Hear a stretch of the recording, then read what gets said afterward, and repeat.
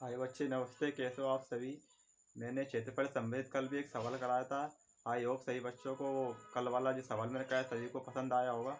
और इससे संबंधित एक सवाल और मैं आपके लिए लेकर आया हूँ आज। बहुत ही महत्वपूर्ण अच्छा सवाल है। ठीक है, देखिए सवाल को। एक आयत की लंबाई 15 सेंटीमीटर तथा इसके विकर्ण की लंबाई 17 सेंटीमीटर है। आयत का क्षेत्रफल ज्ञात कीजिए। ये एक विकर्ण आयत कैसे रहता है जिसकी लंबाई अधिक होती है चौड़ाई से। जिसकी लंबाई है और जिसका विकर्ण दिया है जिसकी चौड़ाई है, ये लंबाई अधिक होती है चौड़ाई से आयत में। ठीक है, आइए करते हैं सवाल। सबसे पहले तो दिया है, इसमें क्या लिख लेते हैं। दिया है ए बी सी डी एक आयत है जिसकी लंबाई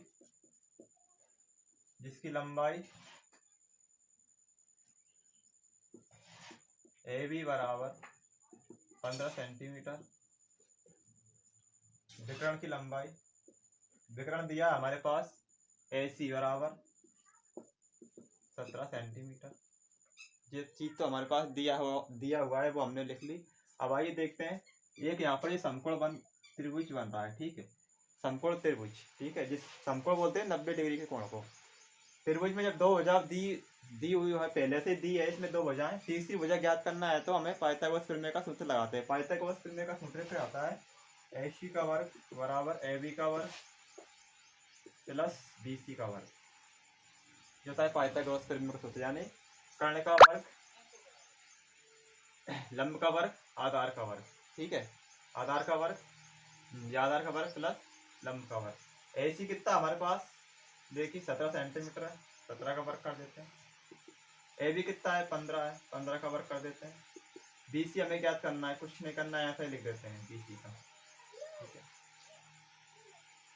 बी सी हमें इसको इधर उठा के 17 का वर्ग कितना होता है, 289।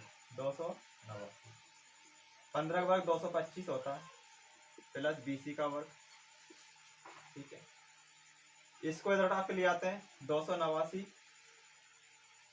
बराबर से इधर लेके आते हैं। कोई सी संख्या जो प्लस की होती है माइनस की होती है प्लस की जाती है। 225 यहाँ पे पहले से प्लस के इधर लेके आएंगे, माइनस के हो जाएंगे,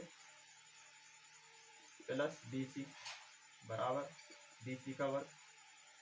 289 में 225 घटा लेते हैं। 289 225 4 बचेंगे 6 64 64 बी सी का वर्ग। बी सी हमें ज्ञात करना है, बी सी का वर्ग। इसको पहले लिख लेते हैं 64।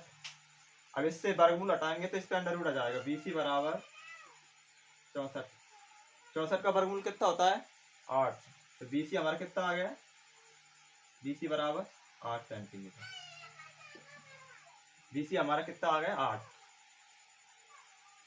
सेंटीमीटर। लंबाई चौड़ाई कितनी आ गई हमारे पास, 8 सेंटीमीटर। ठीक है, अब हमें इसका क्षेत्रफल ज्ञात करना है।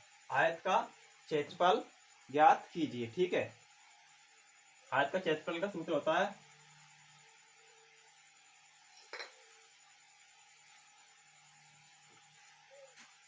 लंबाई में, इसमें जो हमारा आधार भुजा है जो लंब भुजा है। ठीक है, तो 15 का इसमें 8 में गुणा कर देंगे तो हमें इसका क्षेत्रफल, आयत का क्षेत्रफल जो मिल जाएगा। आयत का क्षेत्रफल बराबर लंबाई गुणित चौड़ाई। 15 गुणित 8, 15 8 कितने होते हैं, 120। तो सेंटीमीटर वर्ग मुझे आयत का क्षेत्रफल आ गया। एक बात ध्यान रखो बच्चों सभी, क्षेत्रफल हमेशा सेंटीमीटर वर्ग में आता है और आयतन है ना घन सेंटीमीटर में आता है। सेंटीमीटर लिख घन लिख दो। ठीक है, आयत क्षेत्रफल हमेशा सेंटीमीटर वर्ग में आता है और आयतन आता है घन सेंटीमीटर में। ठीक है, बस यही करना थी हमें। आई होप सभी बच्चों को ये वीडियो जरूर पसंद आया होगा। तो हमारे चैनल को लाइक और सब्सक्राइब जरूर करें ताकि और अच्छे वीडियो मैं आप सही बच्चों के लिए लेके आ सकूं। ठीक है, बाय बच्चों।